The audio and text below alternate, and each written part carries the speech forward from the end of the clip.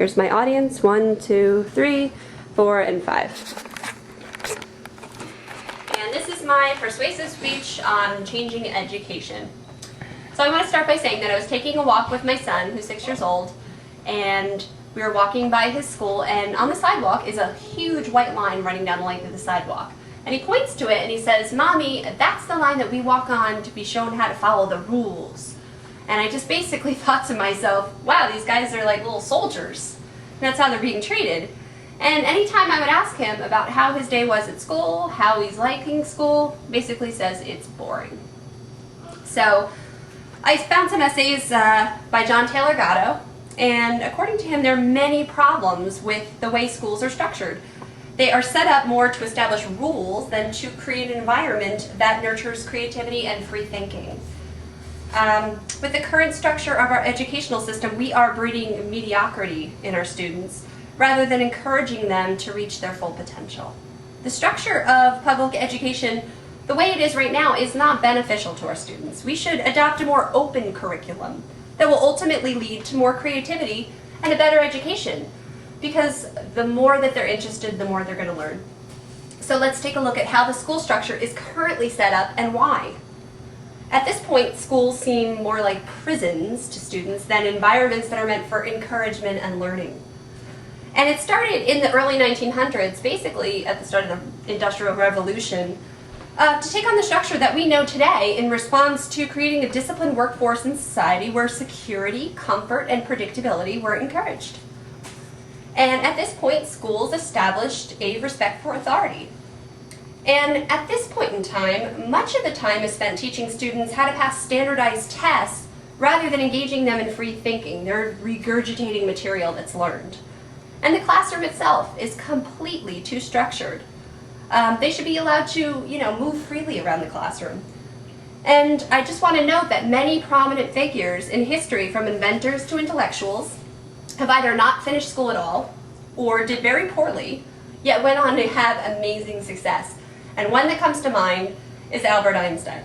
As we see right here, he was told by his teachers that he was a poor student, and he was thought by many of his teachers to be mentally handicapped, which is funny to us now. He was expelled for a bad attitude that he was passing on to other students because he simply didn't want to be there. He failed entrance exams to universities because he basically did well in the math and sciences, but did poorly in other areas. Yet he went on to amazing success. So at this point, we need to look at what we can do to encourage our students and give them an education rather than simply school them. So what we have to do is give the educational structure an overhaul to teach intellect, resourcefulness, and independence, and try to have an open mind when it comes to education. As John Taylor Gatto noted, who, by the way, was a teacher of 30 plus years and an author, well respected, he basically said that students in other countries, such as Sweden, outperform our students in every academic category, yet go to school for much less time. They start at 7 years old and they go to 16. So obviously it's not the length of time that corresponds with knowledge, it's quality.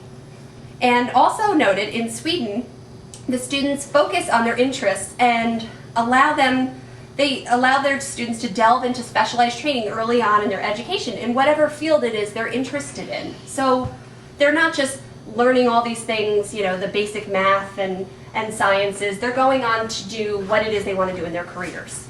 And homeschooling is another area in which students seem to have overall better performance. As we can see here, this is homeschool versus public school scores, national average K through 12, and here we have 50% mark for the public schools, straight across. Much higher scores for the homeschool students. So obviously the school environment is not helping students. And also Montessori schools and methods of teaching are another area in which children are asked to more actively participate in their learning. A Montessori education allows a student to focus more on what interests them and what they excel at.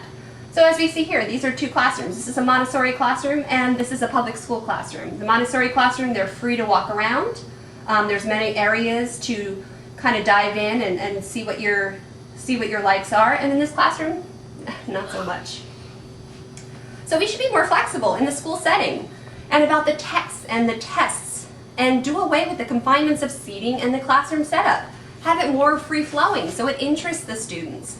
And the curriculum should grow to include things that awaken interest in our students. One student from Business Week that wrote for Business Week mentions that many classes, such as philosophy, have been phased out of school because they have no part in standardized testing. Now this is sad because students are only learning what they're tested on. There's other areas that they may be interested, but it's not available to them. So if we adopt these principles, I'm sure we're going to see a difference. Students will listen, cooperate, learn, and create without coercion. They'll do it on their own because they're interested. And sparking a student's interest and curiosity leads to thinking critically and independently and not simply regurgitating information they have been fed. It's going to help them in the real world. So perhaps students in the US could catch up to the rest of the world in academic comparisons.